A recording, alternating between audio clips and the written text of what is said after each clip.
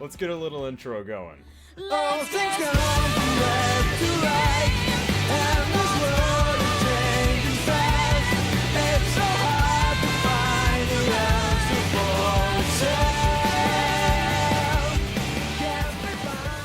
Hey everyone, welcome back to another episode of the Conduit cast, and we are almost about a month into Xenoblade Chronicles X Definitive Edition. It came out March 20th, and me and Kevin have been really making some progress in this game, and this whole episode is going to be, I want to mostly focus on Kevin.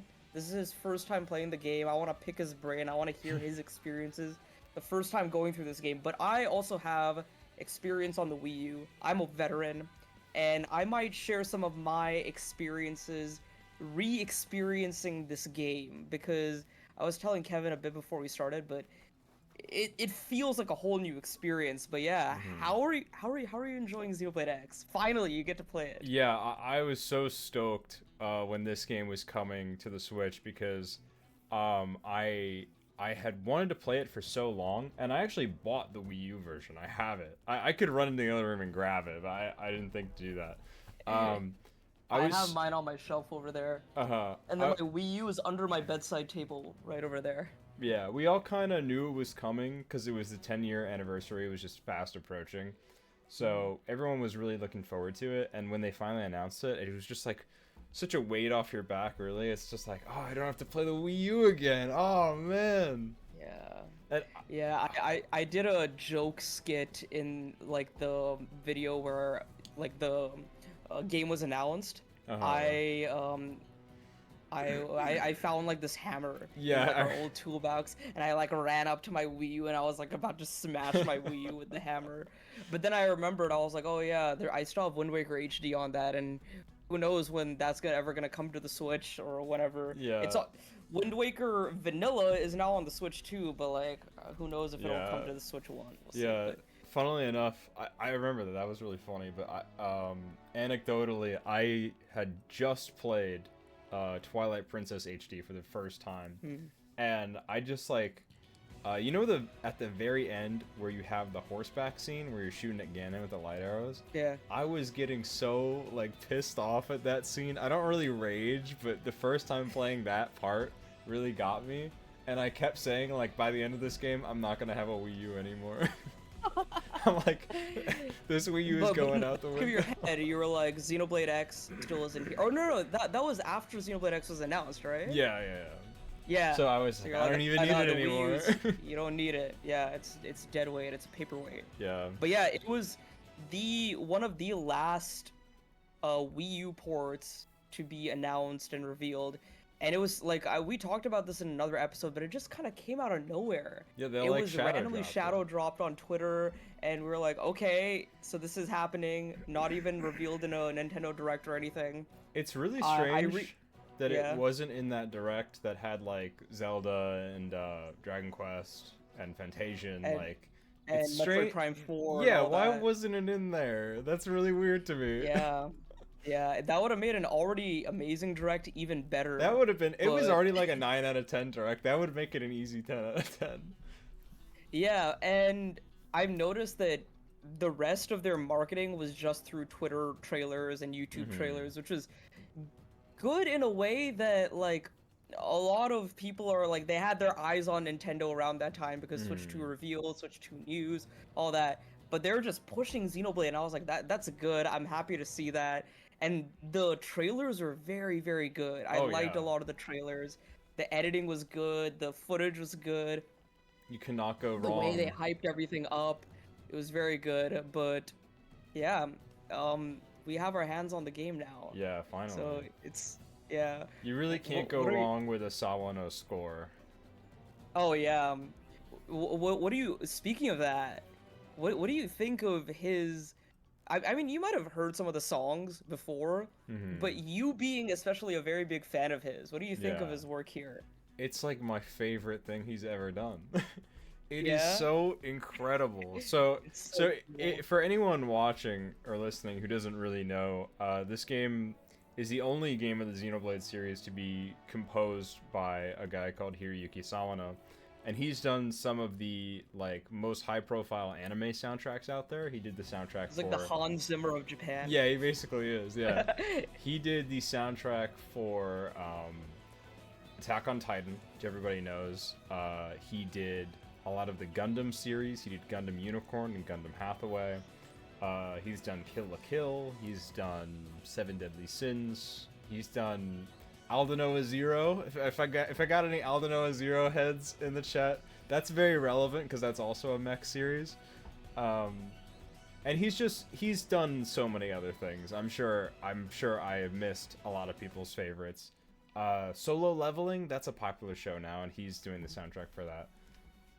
So essentially, like, he just has this super like bombastic and kind of I don't know. It's just such a unique sound. One thing that I remember you mentioning that is a constant with many of just Sawano's songs, and then I kept that in my head as I was playing the game, and I realized it for almost every single song is the drop. Yes. It's either like, it's not a beat drop, it's not like an EDM beat drop, but it's like something rising, and then just boom, it's like an explosion. Yeah. You hear that in all of the area themes. I can think about it right now from Primordia, Noctilum, Oblivia, and Sylvalum. I don't remember Caldros's area theme off the top of my head, so I can't tell you. But those, for sure. Almost all the vocal melodies, I gotta say, kind of a hot take. Xenoblade X OST maybe isn't my favorite OST in the series, but the vocal melodies might just be the best that the series has to offer. Yeah. I personally think. Yeah, so that is like famously known as the Sawano drop. You can like look this up. People have talked about this like for forever. And if you listen to pretty much anything from Attack on Titan, you can recognize it like right away. And every song in this pretty much has that, especially Uncontrollable. Is that like that is the that's the Tyrant theme. The Tyrant battle theme, yeah. Because now I'm like, because I've listened to this stuff for so many years, but now I'm actually like, oh, this is the battle theme for this. This is the battle theme for this. You're associating with the game. Yeah. So that is like, not only is that like one of the best JRPG songs that's ever been made, that is like, it's amazing. It is such like pure Sawano. Like if you want to know what this guy's about, listen to that song. Yeah. I won't raise your expectations in any way, but there are some vocal melodies you'll hear later on in the game, especially near the end of the base game, which are just incredible. Incredible, like the way he does some of the stuff. And one final thing I want to ask you about the OST. What do you think of the controversial NLA Day and Night themes? Because I am actually sort of a fan of them. I like them. During the day, during my normal life, if the songs are stuck in my head, I don't mind. I like them, I vibe to them. They're just like some people just straight up hate them. They're like bad, worst song in the game, really bad music. I'm like, it's a vibe. So we can definitely talk about this a lot, but this game has kind of a weird revisionist history thing going on. Because back in the day, in 2015, a lot of people actually didn't like this game very much. Yes, and they had issues with a lot of aspects of it. And nowadays, I feel like everyone loves it. But I'm fine with the NLA themes. I don't particularly love the day theme, but I really dig the night theme. Yeah, their vibes. Yeah. I like that you said the revisionist history thing. There is a video I recently saw. I think it was from the YouTuber Maka. But he interviewed fans who played the game in 2015 and got everyone's like raw, unfiltered opinion and feelings about the game when it came out then. Whether they were Xenoblade 1 fans or not, or Xenogears or Xenosaga fans. Like he gave them a survey and he has all the data on all that, but a lot of people were upset with the change of direction, change of narrative, change of art style. So many things people were very upset about. Some things they were right to be upset about, as you will see once you complete the game. you will see the end of the game, and you will be Yeah. very shocked that the game had ended that way. Uh-huh. I was very lucky to only have experienced or lived through that cliffhanger ending for only 1 year. Uh-huh. But I've known, like, some of my good friends have had to wait 10 long years to get to this point to Yeah. actually play through the actual ending. Uh-huh. Yeah, through this ending that they have created for Definitive Edition, I'll say that. But Okay. there's I'm just glad a lot more people have the ability to play this game now, because those few people who got to play the game were just a few people in the grand scheme of things because of how monumental of a Yeah. failure the Wii U was. No one had a Wii U. Except for us. Yeah, yeah, Somehow we got our hands on one. yeah. Yeah. I got that shit But, like yeah. basically day one. It was really funny. It's funny, I actually didn't really ask for a Wii U, but I was like surprised by a Wii U for one Christmas. I was like, oh, nice. That yeah, means that's I can cool. like play Zelda Wii U a lot earlier when it comes out. So that was my excitement for having a Yeah. Wii U, to eventually play Zelda Wii U. And then it was delayed indefinitely, and then Wind Waker came out. I was like, oh, I'll get Wind Waker. And then I was still waiting for Zelda Wii U, and then I was just The whatever. Wii U, But like, I have very fond memories of the Wii U, honestly. It came out when I was 10, so I was so excited for it. I was like, I gotta get the Wii U. And I was like, that was like my one thing I kept like reminding my parents for Christmas. And I was so adamant about the, what was it? You needed to get the 8 GB, or not the, there was Yeah, like, the there was like an 32 8 GB or a 32 GB one. And I was like, you gotta get the 32 GB one. It simply won't work with 8 GB. that one came with Nintendo Land too. Yeah, and also, I use this thing Yeah. every day. I literally put my Yes. phone in this thing every single day. Oh, I have mine right My over there, Wii actually, U yeah. I have this stand. stand. Like, it Yeah. says Wii U in there. You can't really Nice. see it. Yeah, it's cool. So, when Xenoblade X was announced, I knew about Xenoblade, but of course I didn't play it until 2023, so pretty late into its lifespan. When X was being announced, I thought it looked really cool, and I loved the music and kind of the style of it, but they marketed it in a very specific way that kind of made me worried about it. Yeah. Most, if not all, of the early trailers were in Japanese with subtitles, and especially me at Yes. the time, I was really worried. I was like, is this game not going to get English voice acting? You know, I'd really prefer that. And I'm thinking about a few things about the game that definitely would have rubbed me the wrong way at the time. I was definitely looking for something more character driven and story driven, like the original Xenoblade. Yeah. And I personally, because you know I was a kid and I didn't have any patience, I would want the mech and the flight unit right away. Yeah, I would be away, so yeah. disappointed. I'd be like, why can't I even pilot the mech? They show it in the trailer. That's all that I want to do. Yeah, that's a complaint a lot of people have. Even with the Switch version, they see all the flying, they see all the mech stuff, and then they realize they don't get that until much later into the game. They're like, what? What's the point of even getting in the game? Yeah. I'm like, trust me, it's just such a rewarding feeling. I think we'll get back to that. We'll talk about that. Oh, yeah, yeah.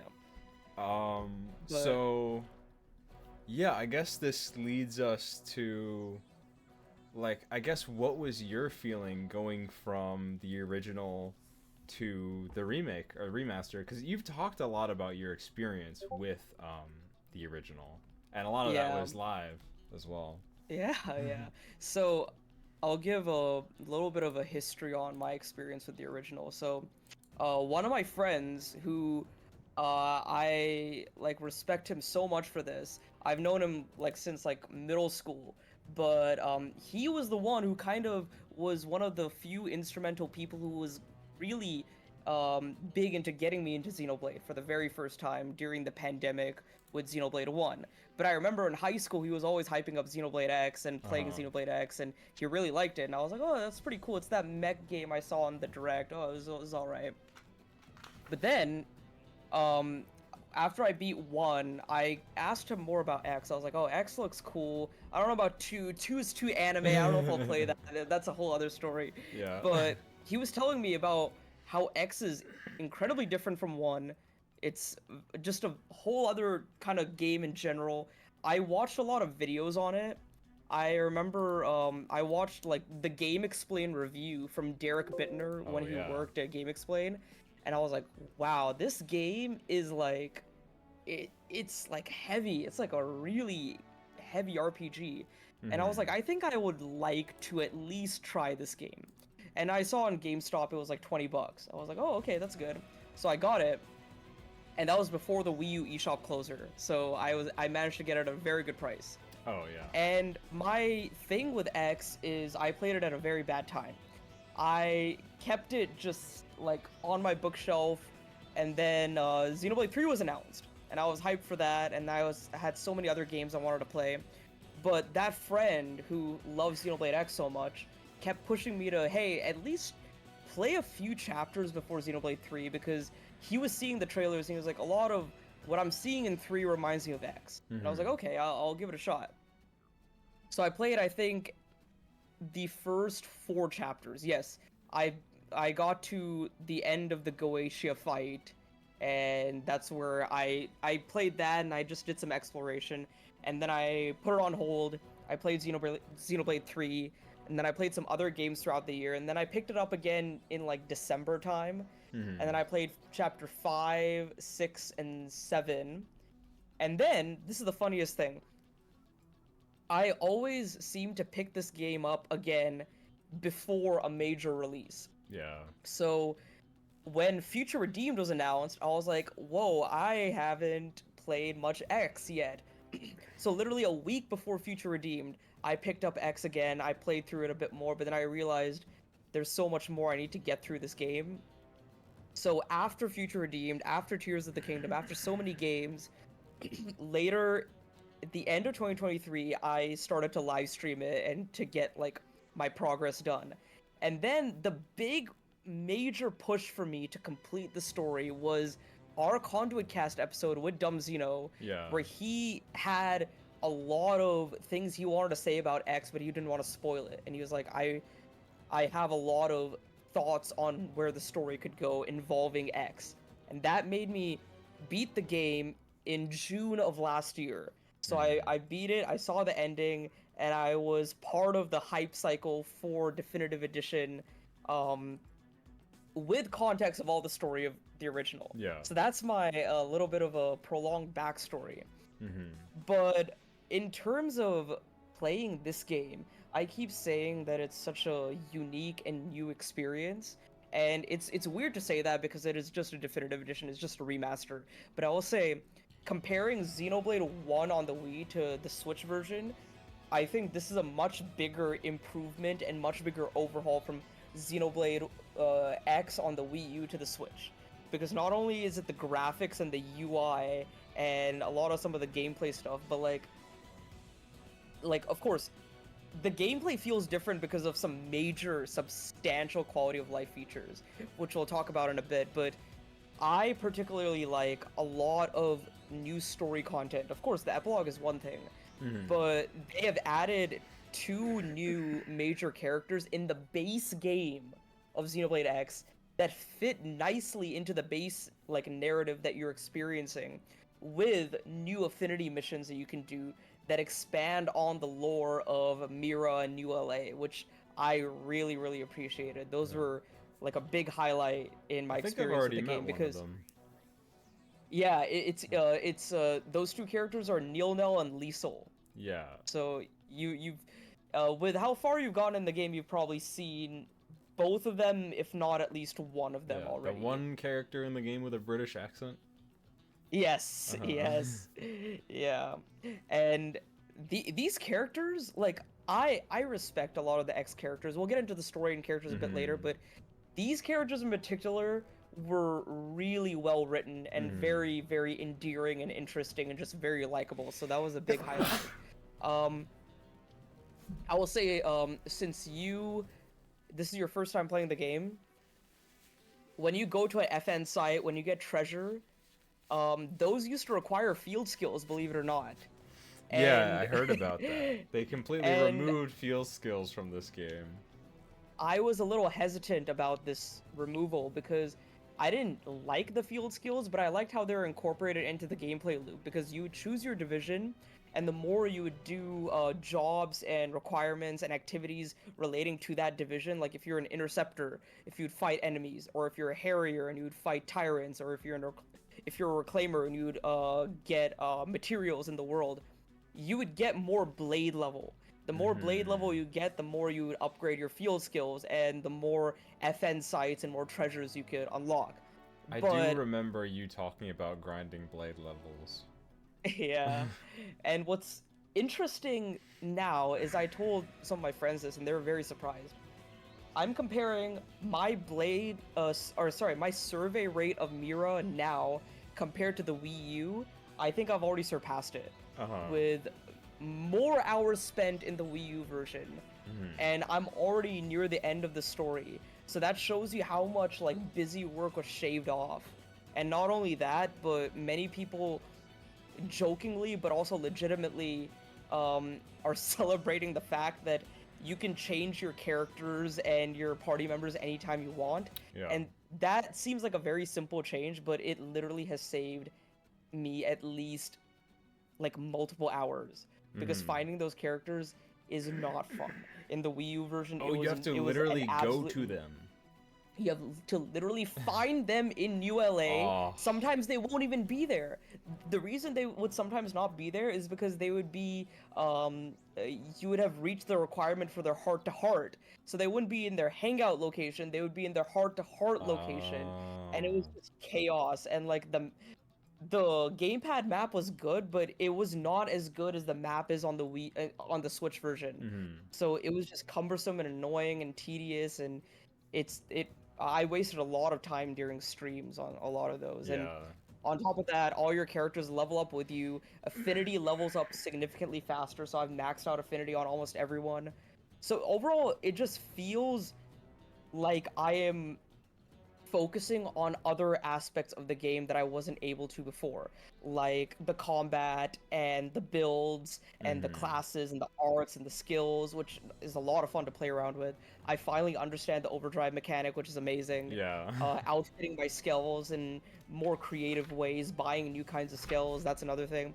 And then one thing we'll probably get into in more detail later is actually doing more of the quests, paying attention to the quests, and appreciating the lore, the world building, and the character development from those quests. Yeah. I think the quality of life features are like such a huge help because yeah, already the game kind of, I wouldn't say it has issues with this, but it kind of irks me that there is definitely some progression gating in this game. Yeah. And I think a lot of progression gating mechanics can be really annoying a lot of the time. But the fact that they remove field skills, and like just they did so many things to make it a much smoother experience. Yeah. Which is something I vastly prefer. Yeah.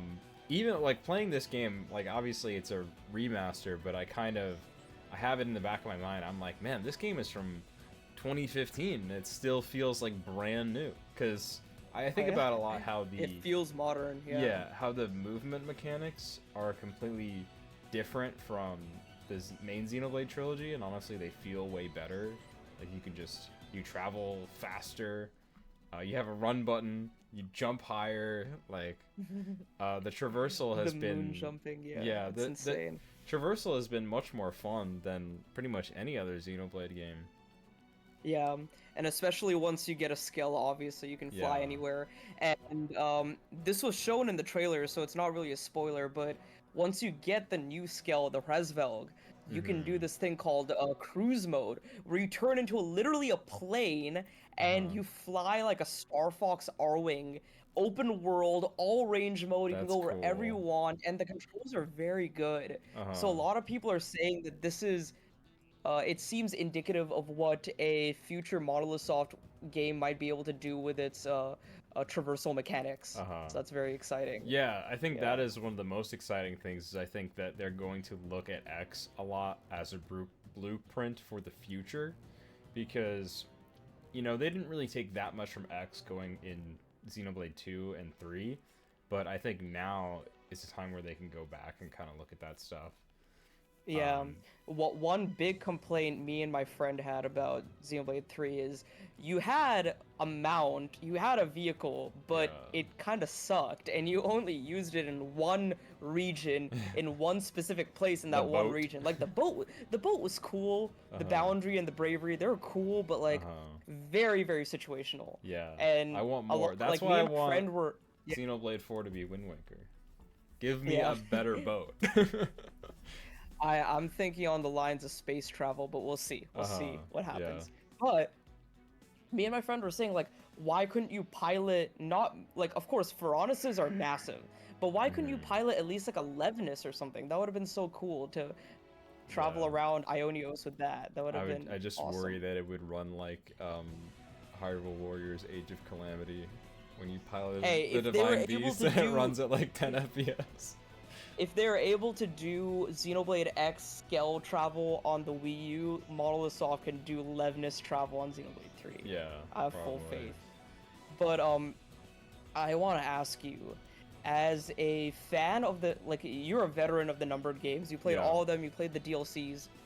How do you compare and contrast this experience? Because there are similarities. I want to Mhm. see if you have some similarities that you've noticed that I have. But what are your comparisons and contrasts and differences it's kind that of you notice? it's an interesting comparison because a lot of people they talk a lot about how this game is different, and it's very different. Because it is just it's much more of an MMO. Because the other games they're very much they feel like an MMO kind of tailored to one, especially Xenoblade But they 1. still have the JRPG essence to them. Yeah, Character driven, yeah. story driven, a lot of that stuff as well. The thing about A the little more Xenoblade, linear as well. yeah, the thing that does carry over though is actually, in my opinion, is the pacing. Because although when you'd play Xenoblade trilogy, pretty much almost every like hour and a half of gameplay can be punctuated with like a relatively huge story moment. Like I feel like Yeah. almost every time I played Xenoblade, it would be like you just hop on for an hour and you just get like the introduction of Eggle, or you get the prison island scene, or you get or you just like in Xenoblade 3 you could just find a hero quest and like go on a Yeah. whole like side adventure. Mhm. Or in Xenoblade 2 you just like you meet Zeke and you have like a Yeah. battle there. Like there's Yeah. always big story moments happening in quick succession. And this game doesn't really Yeah. have that at all, but you feel Mhm. like you're always moving. You feel like You always feel like you're making progress. yeah. You either find a new area, you accomplish a new quest, you do a new affinity mission, which is a little more like I want to get your opinion on those a little later, but affinity missions are very good because they almost feel like some of them feel like story missions in the way the story missions are paced, Yeah. but they're way more character driven and character focused. They So that's supplement a the little main more- story very well. Oh yeah, very well. And I think that is actually a great strength of X, is it kind of segments its ways of telling its story. Because if let's say if you just watched all of the cutscenes of the main story back to back to back, it'd be a very different experience because it You're would be not gonna get a full experience of Yeah. the world. You're not gonna understand Mira and the people living in Mira and NLA. You're not Yeah. gonna understand. It would be Yeah. way too fast paced. It would be like big action set pieces, and it'd be fun, but you wouldn't get to know any of the characters super well. Exactly. And like you just be kind of rushing through it, and that is okay because it's not meant to be experienced like that. Whereas in the other games, sure, you had hero quests, which effectively did the same thing, but Yeah. it was a little different because they didn't really seem optional. They felt very mandatory, but it was They also felt very mandatory, and they always focused more on the hero rather than the characters, or rather than the party member, unless it was a party member side story. Whereas in the affinity missions, it sometimes might include like Elma, Lin, and Tatsu, or it might include someone you're familiar with like Gwyn, Arena, or Doug. but it gives you a little more context on other people, other xeno life forms, other indigens, other places, or it might be like a new party member affinity mission and you're only helping them out specifically.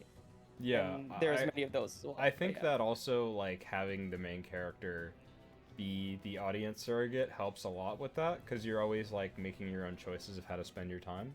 I know that, like, in the concept phases, they did want the main character of X to be their own character, and then they kind of, like, folded this idea through. There's many things about that which I would advise you probably don't look into until you at least beat the base game. Yeah. Yeah, because that's what was fueling all my like theories and wonderment about the lore and the world building and everything. And I'm still learning about things now, about the development process of the game. It's insane how much has changed and how much they did in such a short little bit of time. It's insane.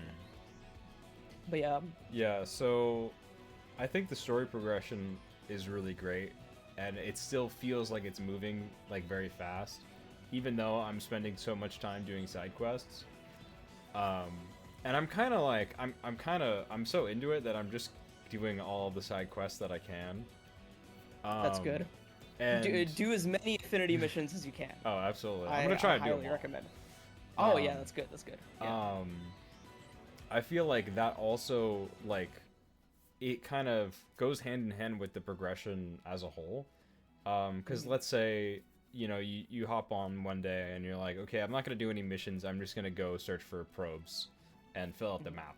When you do that, like, you have so many more fast travel points that the next time you do a quest, it makes traversal way easier. A lot easier, while you're on a quest, you can find more probes, which will make that easier for you in the future.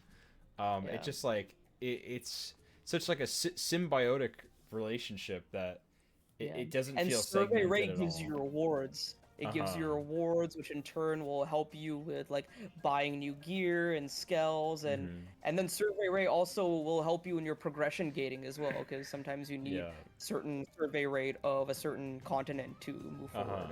Yeah, I could see how, I could see how that could get annoying. Still, I haven't had an issue with it yet, but I'm a little worried that I might. But I think I'm on a good track with that.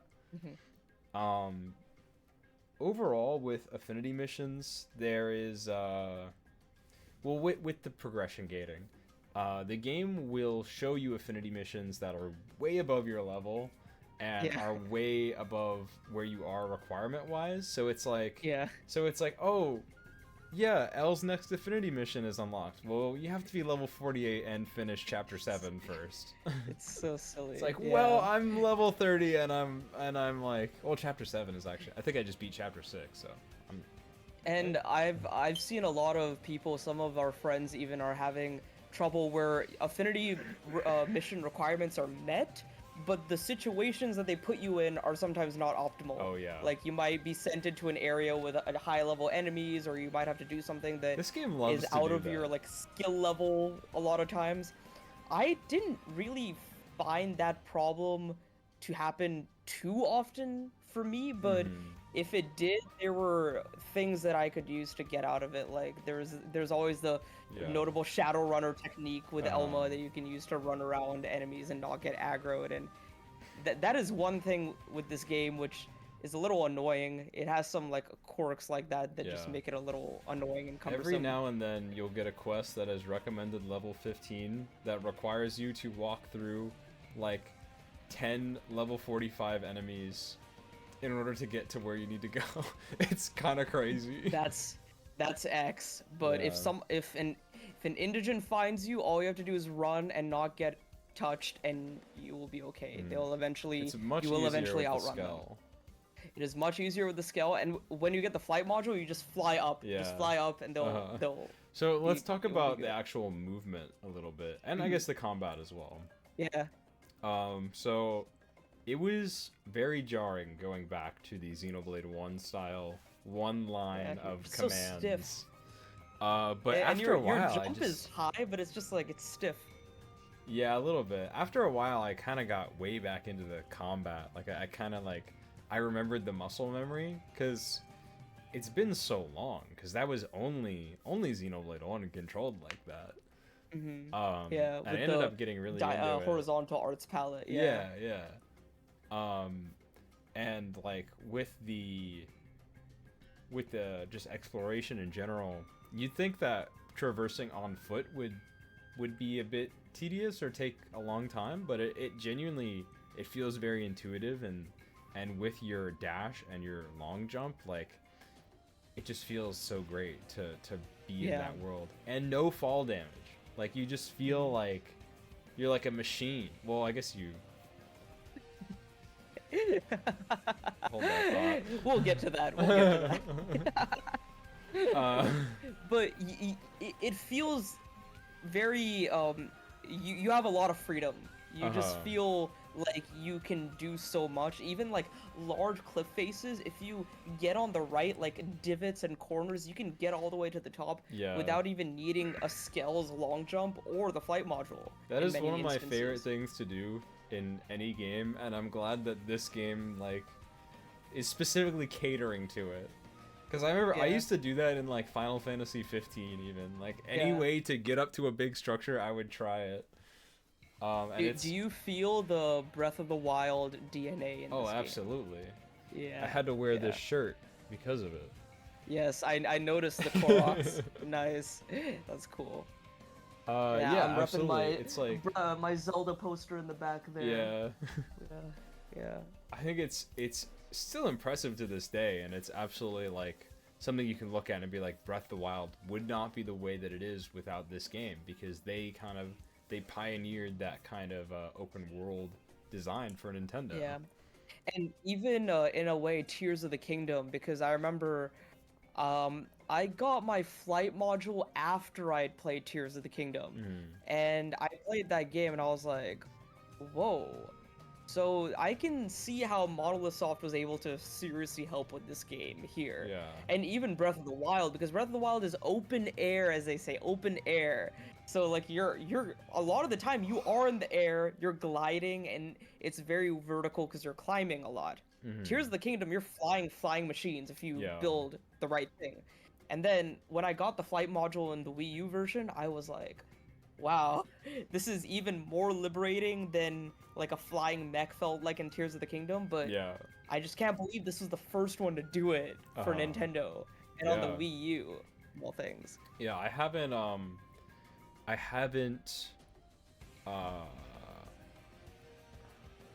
am I thinking of? I haven't ran into any issues with fuel in Xenoblade X yet. So like to me it just feels so like infinite almost, like you can do anything.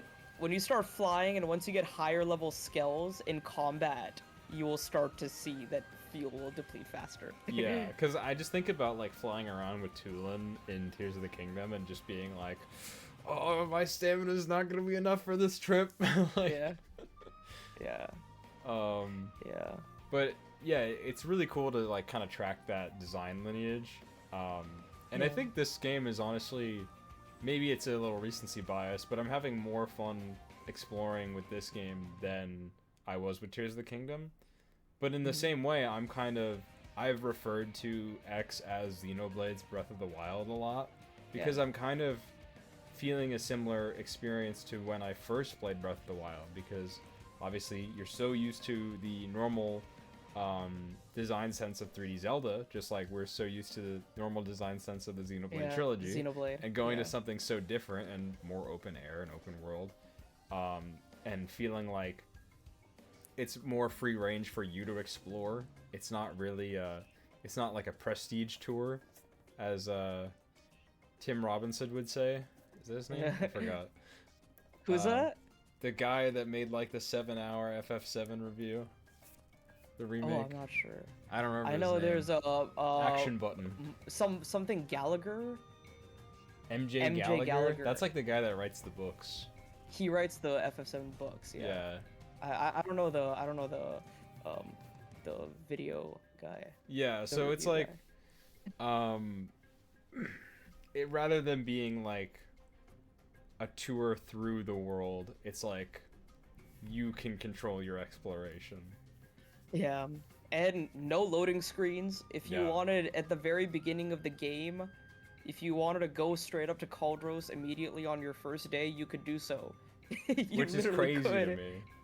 And especially with the Switch version, you aren't gated by any of the FN sites. If you can go to all the FN sites, you can get to Cauldros on day 1. Uh-huh. And I think week 1, I got to Cauldros just so I could do Hope's Affinity mission. So I just went to the Nopon Caravan there so I could just do the Affinity mission. Yeah, I have And not I'll gotten travel that back. far yet. But I did just get a scale. I'm like, Okay. I think I'm 35 hours in, and I just got the scale. That's normal. Yeah. That's normal. I think, I will say, in the Wii U playthrough, I might have been at least 50 hours in before I got the skill. That was the meme. A Yeah, lot of so- people said 50 hours. So I was Yeah. really surprised when I hit 30, and I was already getting the scale. Another I will thing for say- just how much I'm enjoying yeah. this game, those 30 hours have flown by. Like, Yeah. I've been having fun every single minute, so it's just like, That's great. I don't feel the length of it. I wouldn't say I'm rushing, but I try to stream story chapters every weekend if I can. And I'm also trying to get to the epilogue so I can theorize with friends and Yeah. make content on that as well. So Uh-huh. that's another thing. But this I'm having this feeling in my mind, especially now after replaying this game with, like I said, I'm paying a lot more attention to the gameplay and the combat and the build mechanics and the classes, the art skills, all that stuff. A lot more than I did in the Wii U version. And I almost feel like this game has maybe my favorite combat system in the series, which is a very, like, tall, like a very big kind of statement to make. Yeah. Xenoblade 2 has a very awesome combat system, very layered. One thing leads to the next, to the next, to the next, and it all just kind of like builds up towards this awesome like obliterating Yeah. chain attack Like where you this can full burst and magnum all that. opus. Like, Yeah, like you're it's- learning it's all so of the cool. moves so that you can put them all together and like form Yeah. your blade It's like symphony. you're setting up like a massive like explosion. Like you're setting Yeah. all this up throughout the fight. And then Xenoblade 3 is a nice perfect combination of 1 and 2. Where you have the nice UI, you have the limited arts, but you're making use of your class dynamics within Yeah. the party. You can switch your party members, you can set up your chain attack nicely, so that's also very cool. Xenoblade 3 is like the perfect combat system for me because it's so complex and it's very much designed to be complex. Like everything's customizable. You can switch between every single character on the fly. You can change every class. You can like there's just so many little customizable things and possibilities Yeah. that it's like it's like designed to like break your brain. And I love yeah. I love linking attacks together. So like when you Yes, hold the fusions. R, yeah, the fusion attacks, and then Yeah. you get interlinks as well. It's just like Yeah, the interlinks. 3's combat system is like bursting at the seams, but I think that X's combat system is kind of similar with the classes and stuff, but Yeah. in a much more contained and subdued way. Because it has the skills, it has the classes, it has like you get so many arts that like you can't possibly use all of them. Yeah, you're juggling all that stuff. Yeah. It's insane. But it's much more manageable than 3. Yeah. I will say it is manageable in the sense that you're only majority of the time you're focusing on cross. Because everyone else is usually going to be fine if you level up their arts and skills. Yeah. But your cross can be an absolute god if you make him. I And did the play reason as I like Elma this a so little much- bit.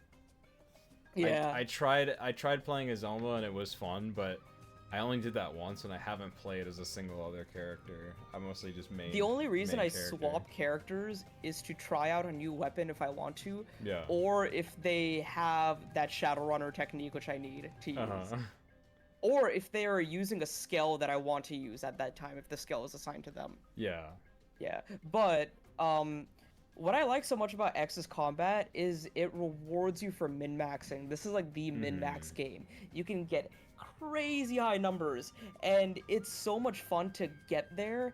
And especially once you start experimenting with overdrive, you'll realize how complex this combat system can get with the different styles of art. So you have the buffs and the debuffs, you have the melee and the range attacks, you have the auras. The auras do some very insane stuff that give you some basically the auras are very strong buffs that you get, and they're super helpful to you and the rest of your party members.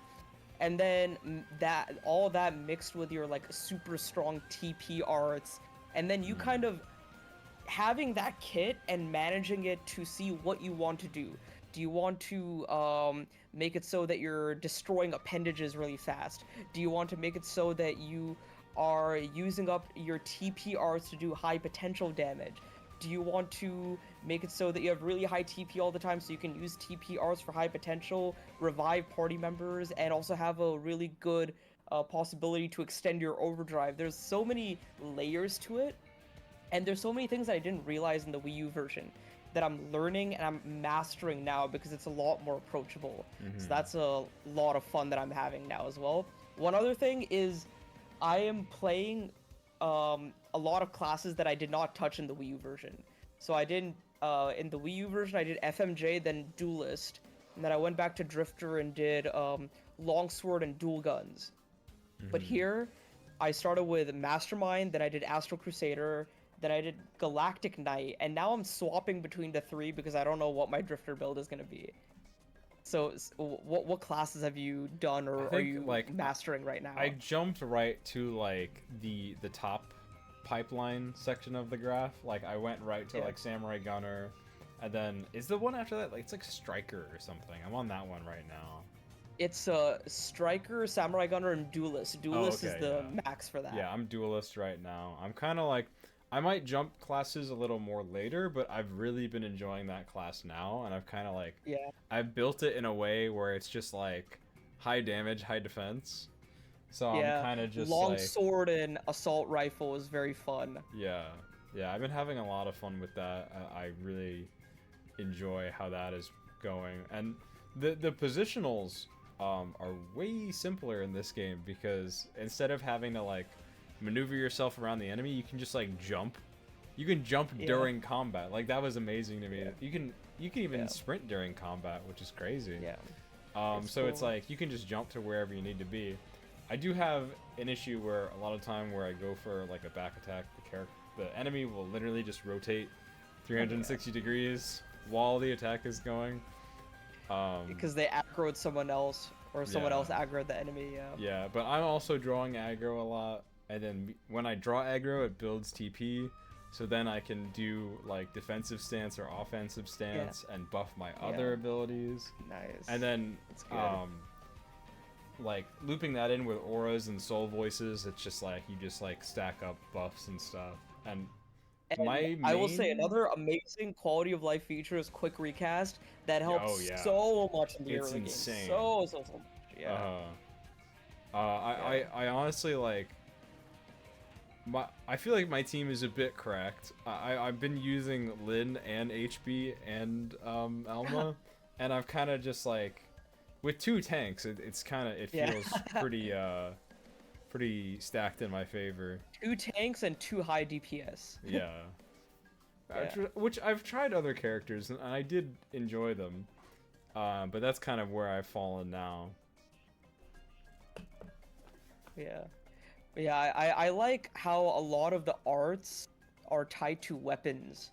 So when you master a class, you can basically take that weapon to any other class, but you still keep those arts. But so like when it's very interesting to know that when you like max out so many classes, you have so much creativity when you go back to Drifter with all the skills from all your different classes. But you have 2 weapons to choose from, and that is the big dilemma. Which 2 weapons do you want to take back with you? One from one class, one from another, or like 2 from the same classes, and then mix and match your skills. So that level of customization for your avatar is insane, and it's something that like is very unique to the series, I think. 3 sort of has it, but you're still kind of like within your desired class. Yeah. Even though you have like the master skills and the master arts, you're still within that class. It's sort less of like you're designing an entirely new class to fit your play style. Yeah. It's more like It- you're it is fitting like your a play more style traditional with job the other system in class. 3. Yeah. Yeah, it's like a metaphor or a Bravely Default or something like that. Yeah. Yeah. What other gameplay related things are there? Because if we can't think of anything else, I guess we could get into the story and the side Yeah. quests. The only thing I think I have left to say is that, about the actual progression with the movement. Yeah. So you start out on foot for like hours and hours, and then you finally get your skill. Oh yeah. But when you get your skill, you only have like a drive mode. Like you can do zoomies, and it's super fast. And then you have just a big jump, but you can't fly yet. And like we said, like a lot of people were disappointed about this because you want to fly right away.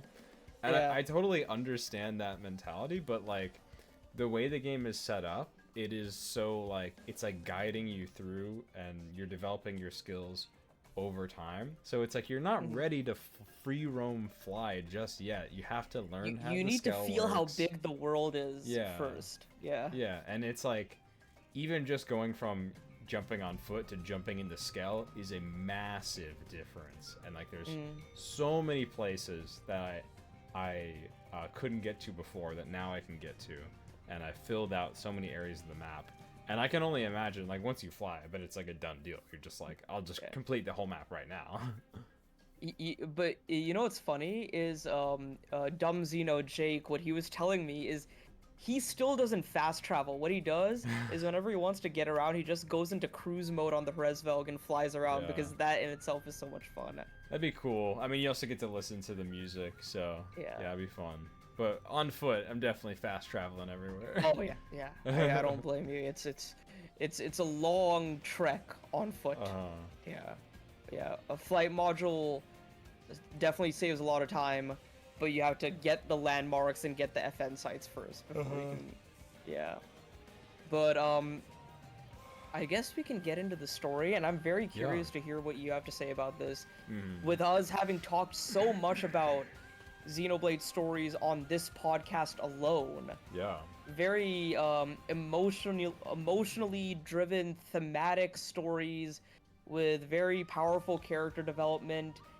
And then you have Xenoblade X, which is still very lore heavy and world building oriented. But I will say this, I did say earlier that I have a newfound appreciation for the story and the characters and all of that, and that comes a lot from the side quests, because the side quests give you insight on how characters are living their lives in New LA and how their lives in Mira has drastically changed post Project Exodus and leaving Earth, because they had to sacrifice and leave so much behind, and their lives have changed, their beliefs have changed, their jobs have changed, but they come back to this world and you see NLA. It's like a suburban American town.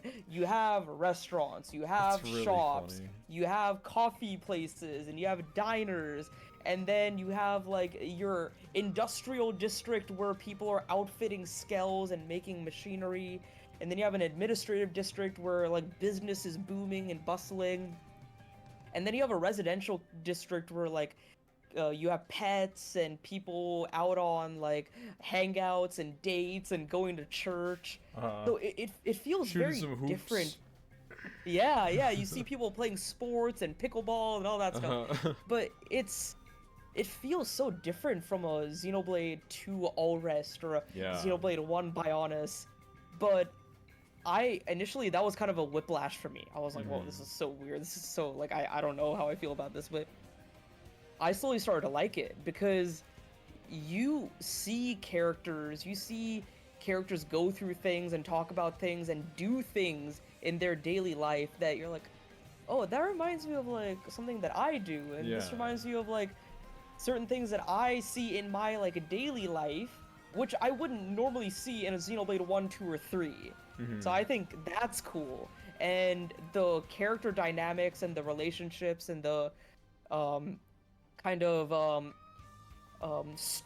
quest line stories are very different because they're more centered around the work that the Blades do for New Los Angeles and for Mira to build a better future as they're working together. And then, like, despite all the odds, despite all the differences, despite where they might come from, they're all here working together. So that's one very interesting thing about the side quest that really stood out to me. I think that there's some other stuff which I'll get to a little bit later, but what did you think about all that? I think that it's very different, but it's fundamentally like what Xenoblade is about. Like, Xenoblade has always been about like communities and like ecosystems and how they interact with each other.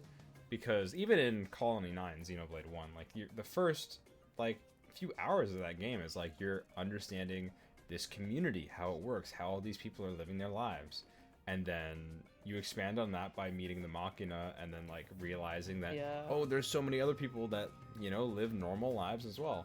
And I think New LA is a great like conduit for that kind of storytelling because it's literally like you know, Earth was destroyed, they're finding a new frontier, a new way to just continue their lives, and the backstory you get into a lot of the characters is super interesting about how it's like their military affiliations have changed, and how they're living now. And like, of course, you see so many people just living normal lives, and a lot of this story is about how the humans are interacting and forming relationships with the other people of Mira. And especially like I feel like Elma harps on the fact that it's like we have to be diplomatic about this, we have to be careful, we cannot be colonizers. Which is, it's something that it's like it's really funny sometimes, because there's like, you have the scene where Tatsu, they go to Oblivia, and Tatsu's like, "Welcome to Sandy Bum Canyon," and then Lynn is like, it's actually Oblivia." It's like, okay, you little colonizer, like, changing the name. But like, it's really, I feel like it's really still fundamentally what the entire Xeno series is about at its core, even though it's not necessarily written in the same way.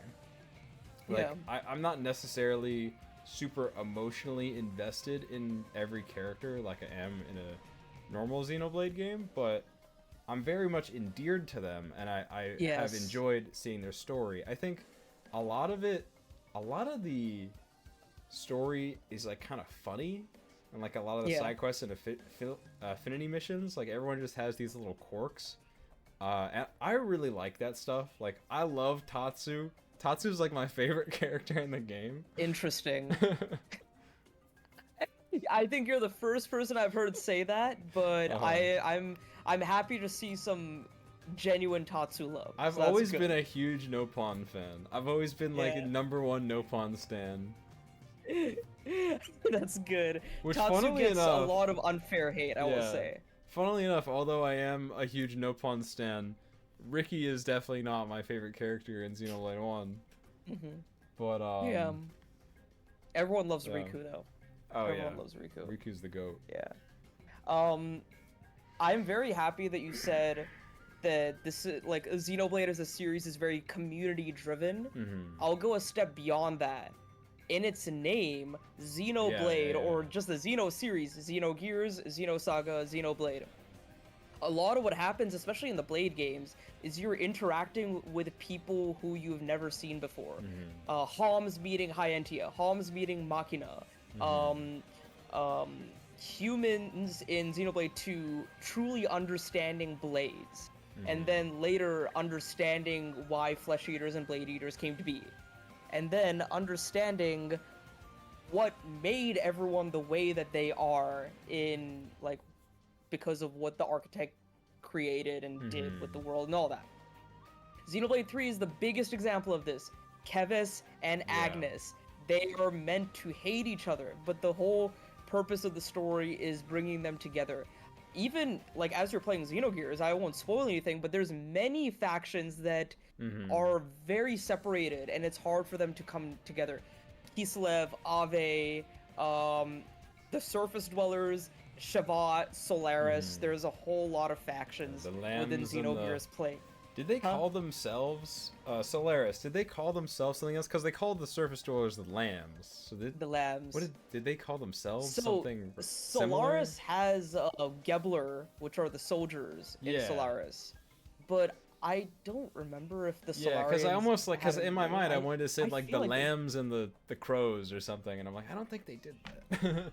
I but forgot if they did. As you're saying, There's it's all about like differences that almost appear fundamental, but it's bridging those differences and showing these people that they're not so different. yeah, And a lot of those differences are caused by either villainous factions, and it all stems from fear and uncertainty and all that stuff, and Mobius and all that. Yeah, all the whole all the root of negativity of Xeno is Mobius. yeah. If you look at it, it is. But that's a whole topic for another time. But with Xenoblade X, it is very explicit because you have done Chapter 6. I right? believe so. Yeah. Okay, so you've not done. Okay, yeah.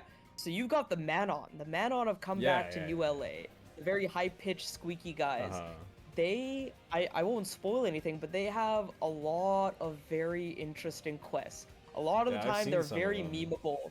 They're Yeah. very memeable because they love to eat pizza and burgers, but you will see that of course, it is very natural to realize that not everyone in NLA is a good apple. Yeah. And many people just do not Yeah. want their life overturned by just people coming into this like suburban American lifestyle. And you get to see a lot of that in the normal missions, which are unvoiced, but the writing is so good. Yeah. The quest progression is so good. And on top of that, you make a lot of the choices.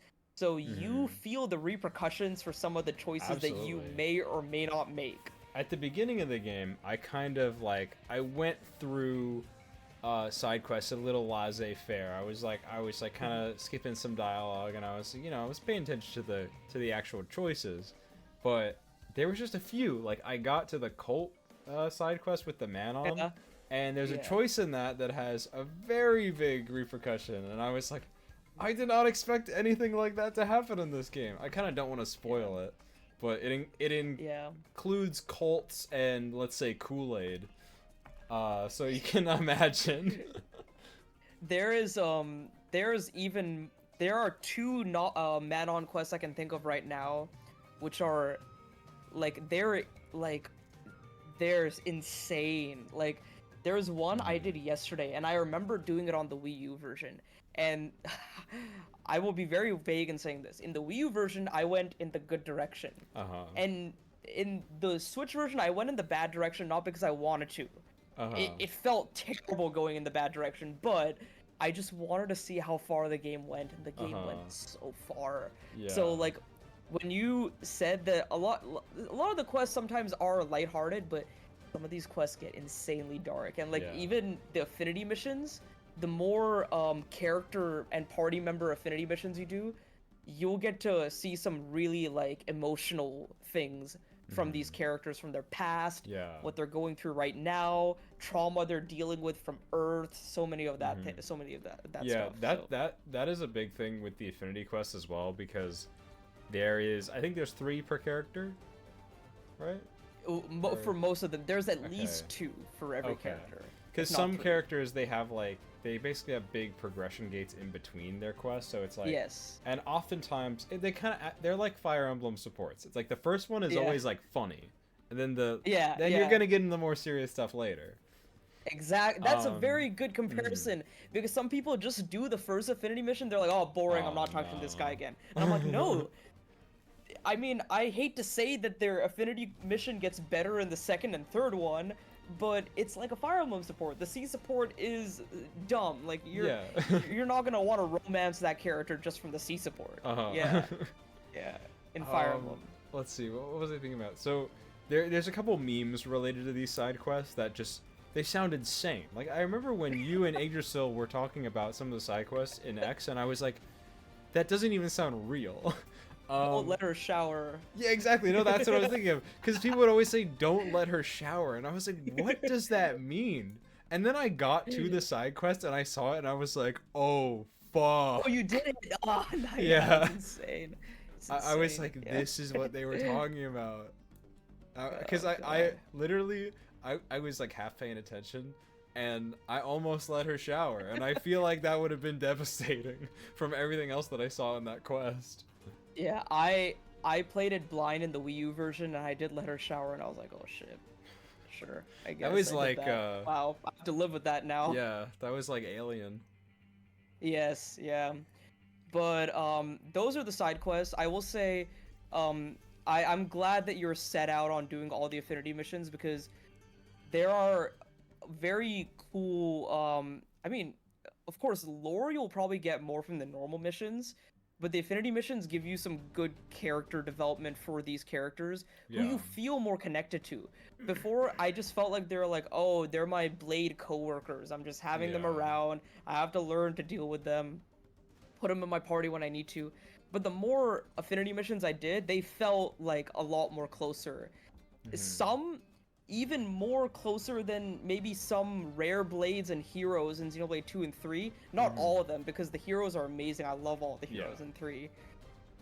Rare blades, I don't know. I didn't get many of them. I hope to in a new game plus of Xenoblade 2, but that's It's like my in the future whenever I biggest do that. blind Yeah. spot in the whole series is the Blade quests in Yeah, Xenoblade yeah. 2. Blade quest, insane, insane.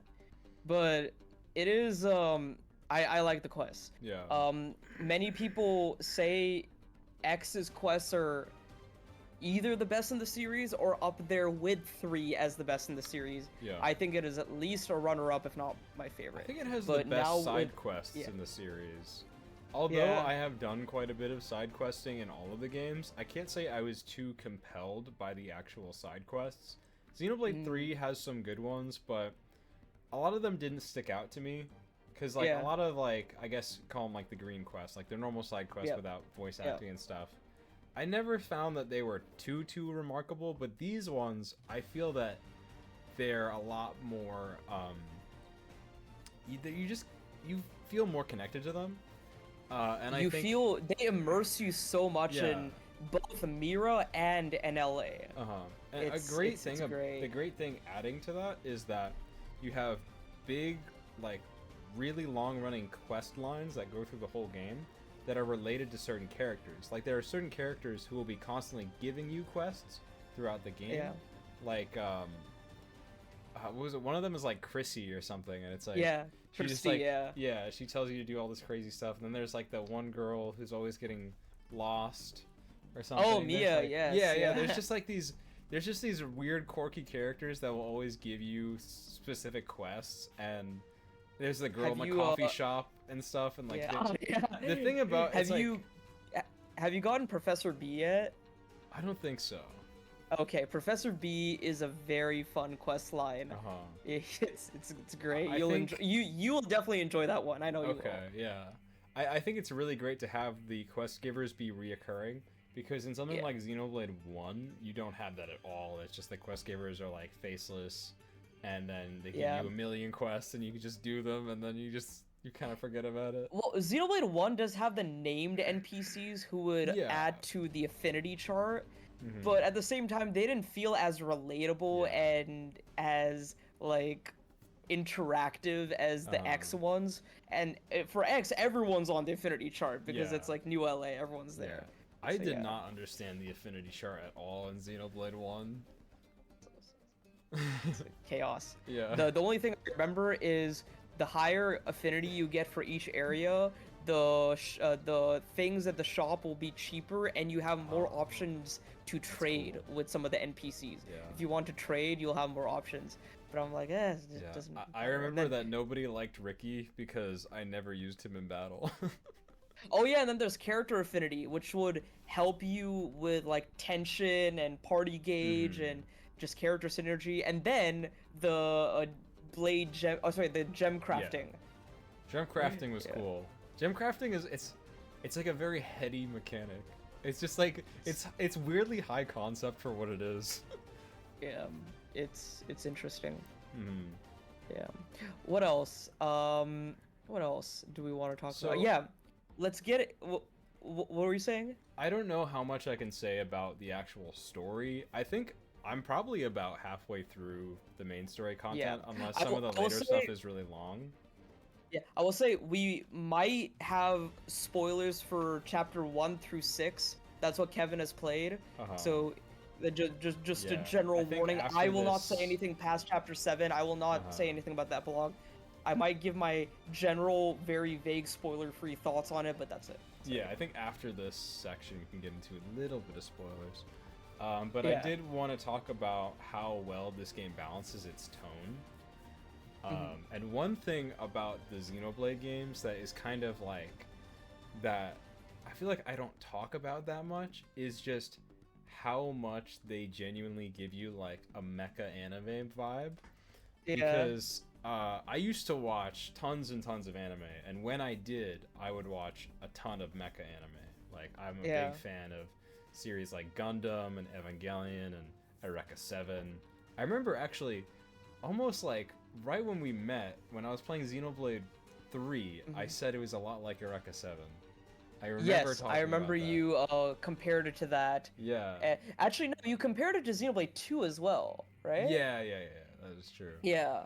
It's the boy Um, meets girl. Yeah, kind of vibe. absolutely. Yeah. I mean, that is literally Eureka 7. Yeah. And I've slowly, after more so Xenogears, got me a little bit more into Evangelion, and I Yeah. might want to eventually get into Code Geass and some more Yes. mecha anime. That is myself. one thing that I will talk about a lot in Xenogears when we talk about that more, because Xenogears Oh. feels exactly like Zeta Gundam. The tone is so Okay. similar. Okay. I was wondering which one should I watch? Should I watch Zeta or Mobile Suit? I think I'll get into Zeta if I want to get into it. Yeah, okay, think so so? here's slight Gundam tangent. This is related. Okay. Takahashi is a huge Yeah. Gundam head. Oh yeah, 100%. So, okay. If you're going to start and you want to just get into the original, watch 0079. It is 49 episodes, but that Okay. is the first one. It's old. It's from 1977, or 1979. Ooh, It okay. is not the same year as Star Wars. That would be insane because it takes That a would lot be of Star Wars inspiration. So I would say start there. That's the first one. Then Zeta Gundam is the second one. And then you can pretty much go wherever. The trilogy is 0079, Zeta Gundam, and then the movie Char's Counterattack.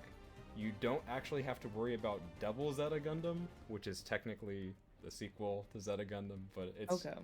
it's like the Xenoblade X of the Gundam series.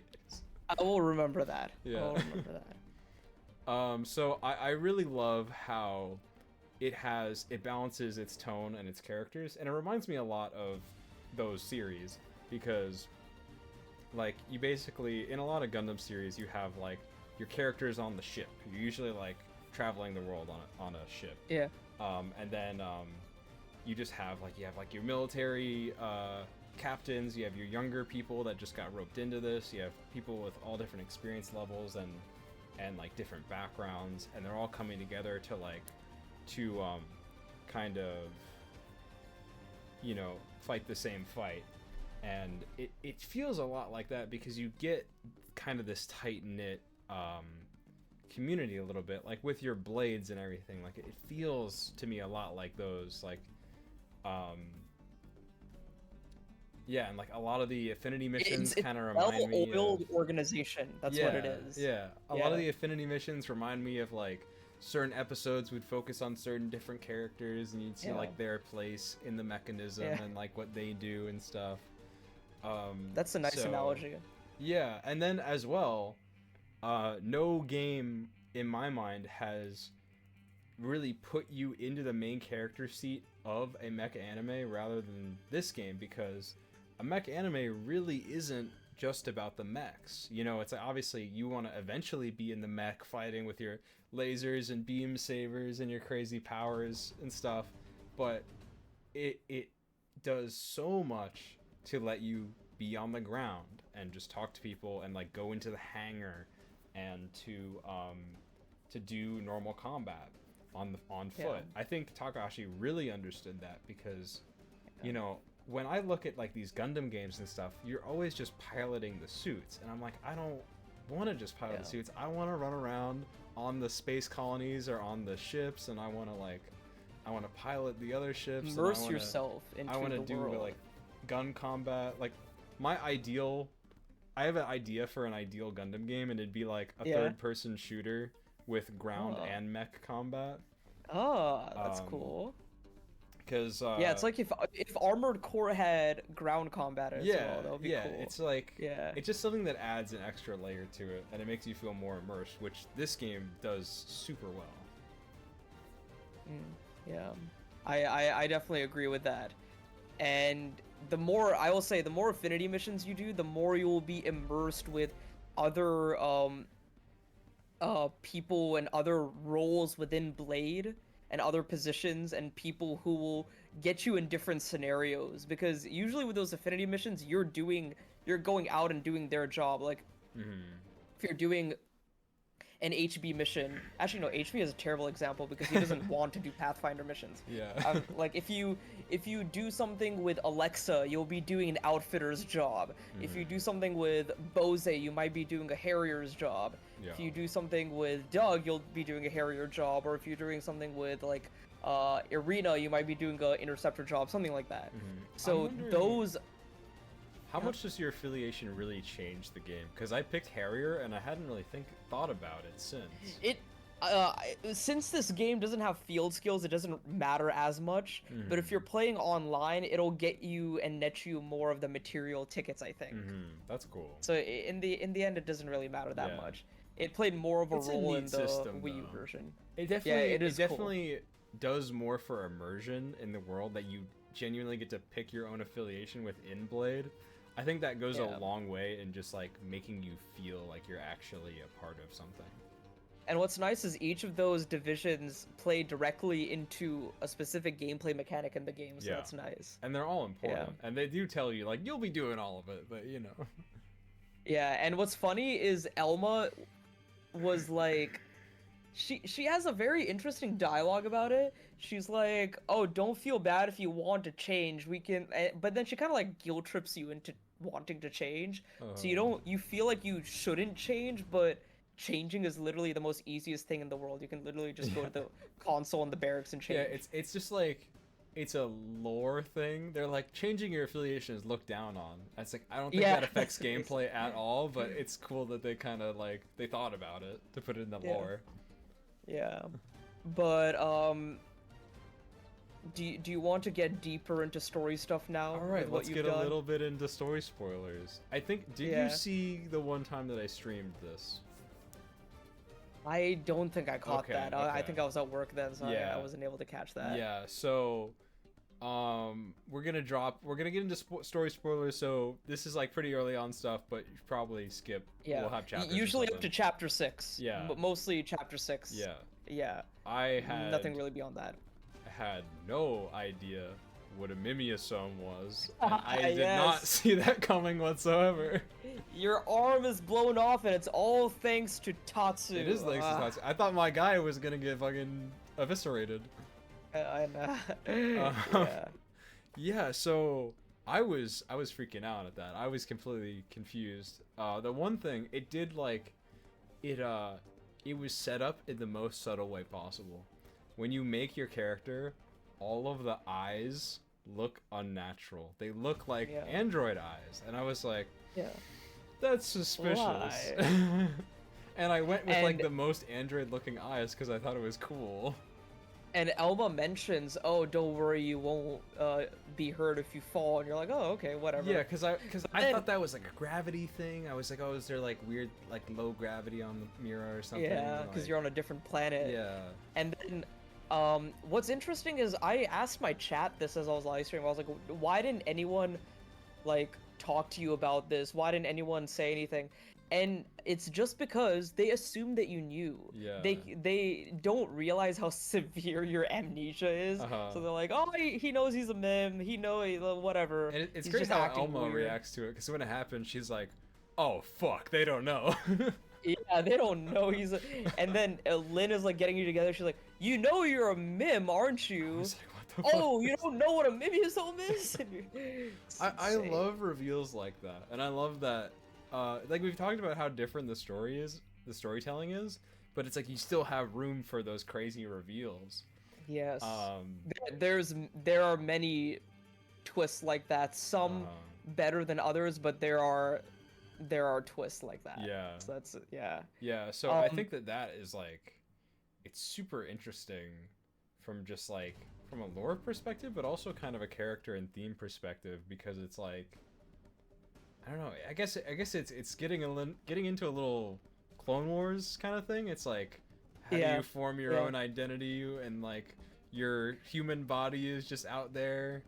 And it's weird. Yeah, like... their actual bodies are in the Lifehold, and they have these like fake bodies. So like it feels weird.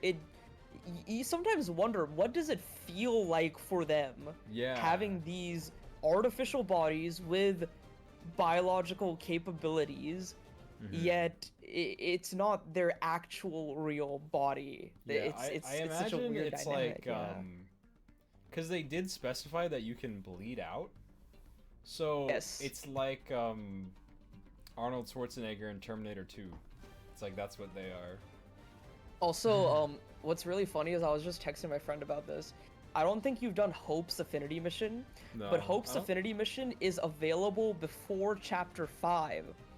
And there is a character in that Affinity Mission who asks a very important question, but if you do it before Chapter 5, they spoil mimeosomes. Oh, damn. So she goes up to Hope and she asks Hope, "Oh, Hope, do you know if we can conceive in these mimeosome bodies? I want to start a family in New LA."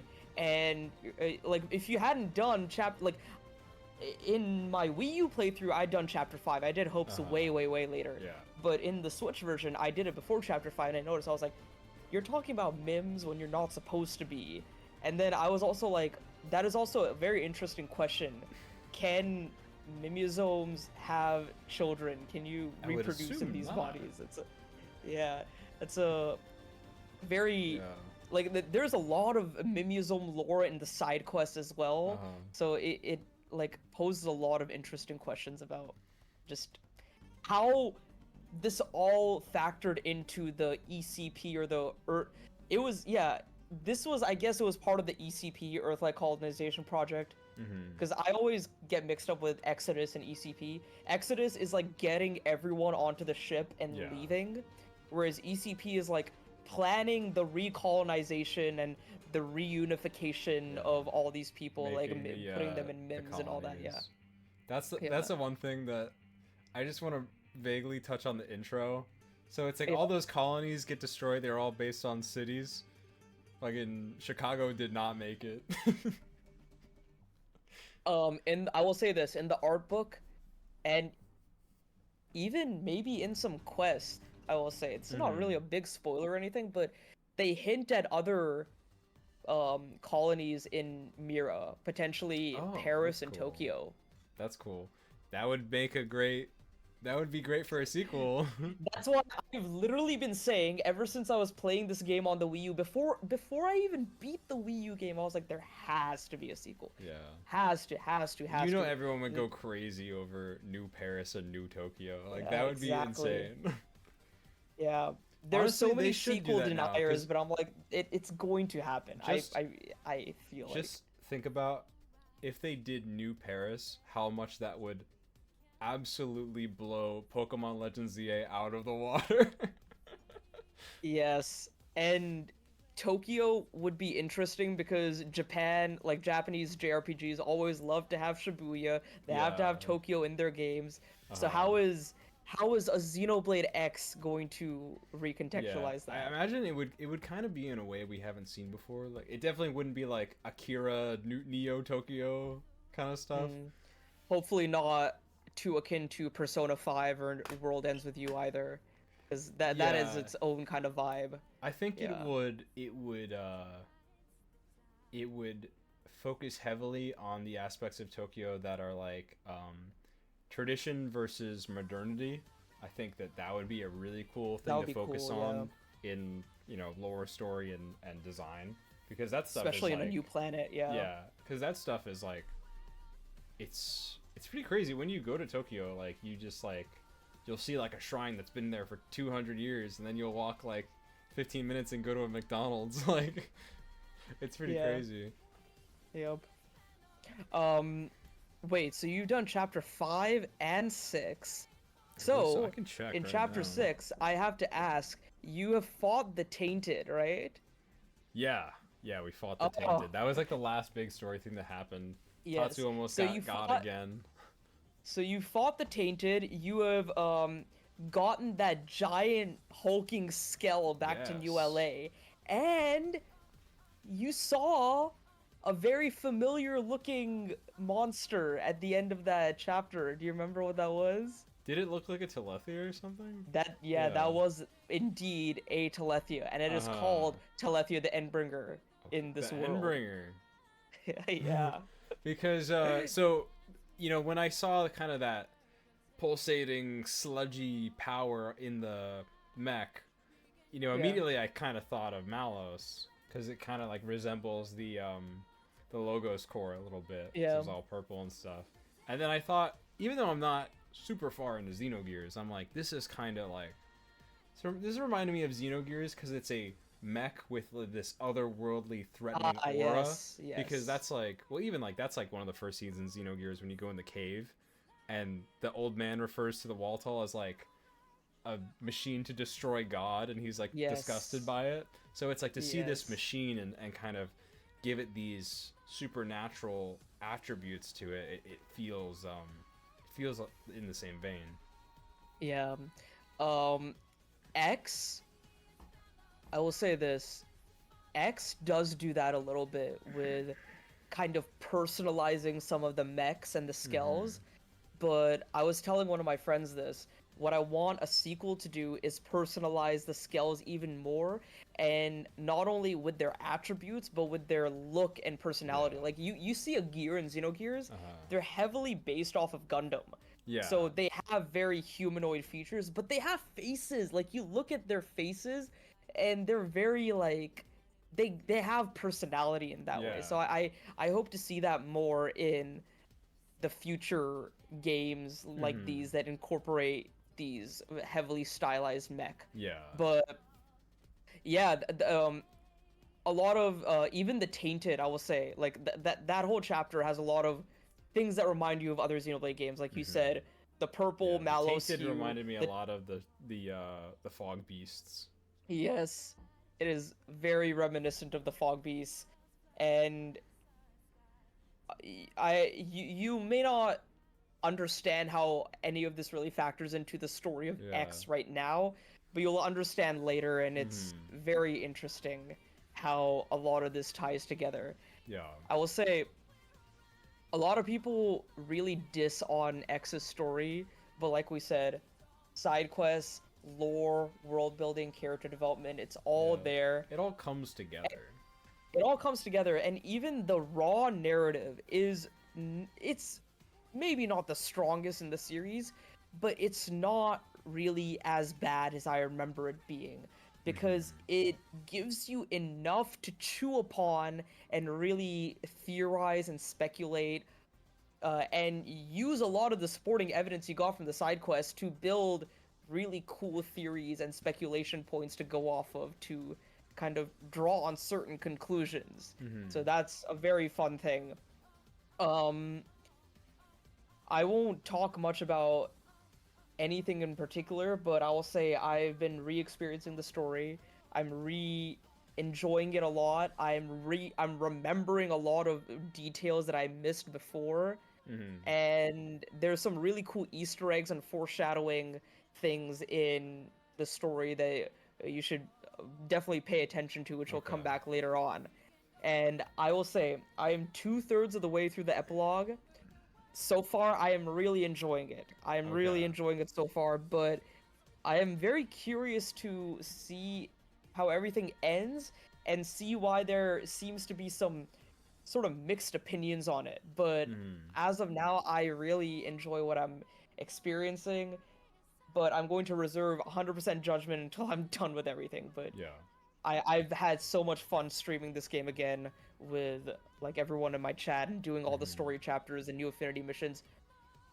I completely forgot to mention. I did mention them before, but the new affinity missions are great. Mhm. You get these new characters and they're very well written. Like Nil is probably now like my favorite character in X, Uh-huh. design wise, lore wise, personality wise, character wise, everything. Just Yeah. all around great character. Liesel too. Liesel is a very, very awesome character. She comes with a really cool skill, very cool story behind her, which I didn't really expect. So Mhm. that's those quest chains are very nice welcome addition to the story as well. Yeah. I think it's great that like they really put a lot into the stuff that they added. I'm very intrigued by the epilogue chapter. But since like I don't really know much about the base game narrative, it's kind of hard to think about it just yet. It's like that's in the future. Those But trailers probably made no sense to you. yeah, I mean it looked cool. It definitely Yeah. it kind of made me think a little more future connected than anything else. But Yeah. I'm hoping. I'm excited for it. Yeah. I'm pretty into the ganglion right now. That's just kind of Yeah. like where I'm at in the story. I'm like, these are cool. I like these cutscenes of this big like ball sack guy plotting. It reminds me a lot of. You got a waifu Squidward, Oh yeah, alien yeah. waifu as well. They show you every part of her except for her face in her introduction. Yep. And then you meet Yeah. Elle as well very shortly after, who's just like Elle is a such a character. funny idea for a character. He's just Yeah. like he discovered the Library of Congress and then got brain rot. And then Yep. like one of his idol animations is like my favorite thing ever. He just starts like breakdancing. Yeah. Like He's 'cause so weird. that's something that I always wanted, like cuz I'm just imagine any other Xenoblade game where you have like all your characters on the field, but then all of their idol animations are just them dancing like Fortnite emotes. Like Yeah. It's so silly. people have made You'll mods see... like that for FF7. Yeah, yeah. So it's like I want that for every character. So I was really surprised to see it with him. I was like, it's real. You'll see Elle in some very interesting situations later on as well, Mhm. so that's fun. Yeah. Yeah, Elle is funny. Oh, funny thing is, you know who he's voiced by? He's voiced by Ray Chase, if you can believe it. I noticed It's that. funny, Yeah. They've got some big names. They've got like Very big Caitlin names. Glass plays Yeah. Elma. Jeremy Lee is in this. I don't think Oh, you've yeah. met her character yet. Cassandra Lee Morris is Of Lynn. course, yeah.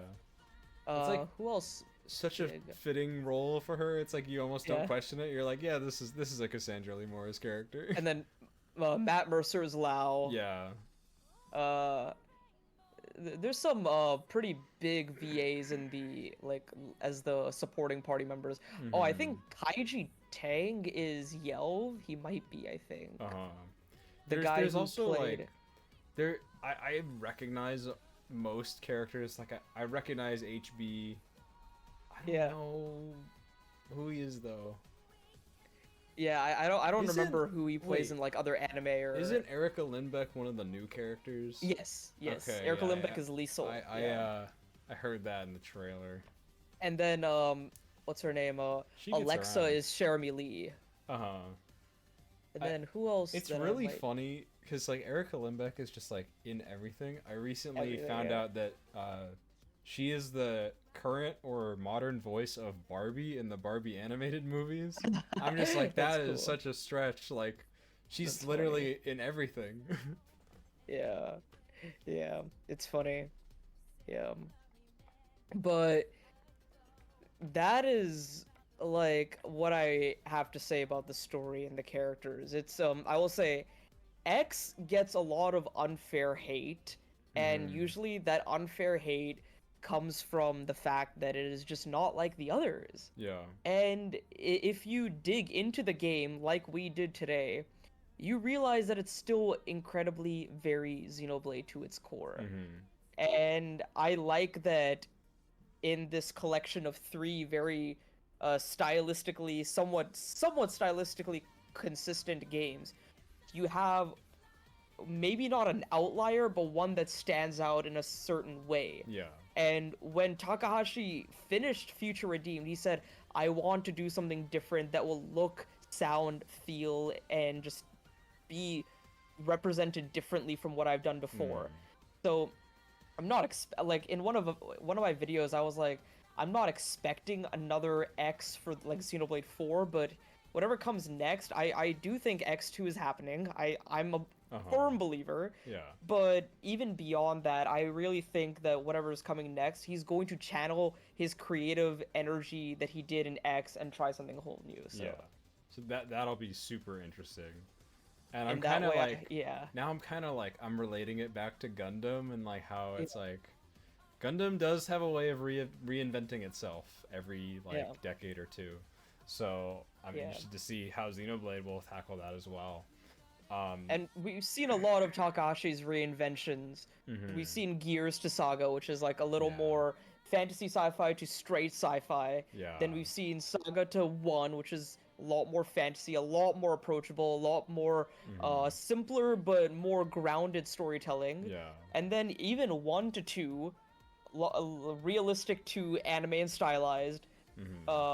2 to 3, which is kind of combining everything together, and then X, which is very realistic, very sci-fi, but maybe not as philosophically and religiously prevalent as something like Xenosaga. Yeah. You know, I will say this one last thing. A lot of the stuff that I'm doing in X right now, the additional side quests, the epilogue, the story, me immersing myself in the world, makes me feel like, I was telling our friend Henolty this actually, I feel more like I'm in a Star Trek mood now, because I used to watch original series and Next Generation a lot, and I feel like wanting to get back into those shows a lot more now, because of Xenoblade X. Yeah. I feel the same with Gundam. I've never seen Star Trek. I probably should get into it at some point, but I kind of enjoy it. I'm thinking of Gundam right now because there's like, I'm like, I could rewatch stuff, I could watch new stuff because I have a lot of blind spots still. But yeah, that's awesome. And I think that like X, it makes us feel kind of this like celebratory feeling for this like hard sci-fi style, because it is like such a great representation of that in game form, and you don't see that very often. And I just want to say that like, even like throughout the past decade of like discourse around this game, it's like right now we have the best chance to play it, and we are fortunate that we have the ability to appreciate it in a better way, just through the context alone, just because, you know, no one's going to be disappointed that it's not like Xenoblade 1 enough, because we have the other games. There's so many quality of life features. There's so many, like, all of the issues that people have had with this game have effectively been rectified by either the passage of time or the definitive edition itself. So, you know, it's the best time for Xenoblade X. Yeah. And I always, whenever someone says, oh, I don't like the Xenoblade game because it's not like this one or this one, I never like that it's like, justification. These I'm games like, are long. You don't need more of one of them. yeah, and that's the whole point of the series. It is Xenoblade, and you see that in 3. Like, you see the like grounded and more serious and down-to-earth characters intermingle with the outlandishly like weird characters of 2, and they don't get along because they're at war with each other, but then eventually they do, and that's the whole point of Xenoblade. You can't stay the same. You have to get out of your comfort zone. You gotta try something new. You gotta do new things. You gotta immerse yourself in new worlds and places and people and all that. So Allegory for life itself. exactly, that's what Xenoblade is. Yeah, it reminded me of that meme. It's like, yo, you got any Xenoblade Chronicles? Nah, we got different sword stories. Yep. Anything else you want to talk about I think before? that's pretty much it. We might have to come back to do like a full spoiler discussion. I would be so down to do that. Yeah. Maybe even bring a guest along as Yeah. well, but we'll see. We'll see. I have a lot of plans to do post epilogue content with Yeah. some people, but especially with you, I want to pick your brain on the base game story as well as the epilogue. So we'll figure out something. Yeah, we'll have much more to talk about.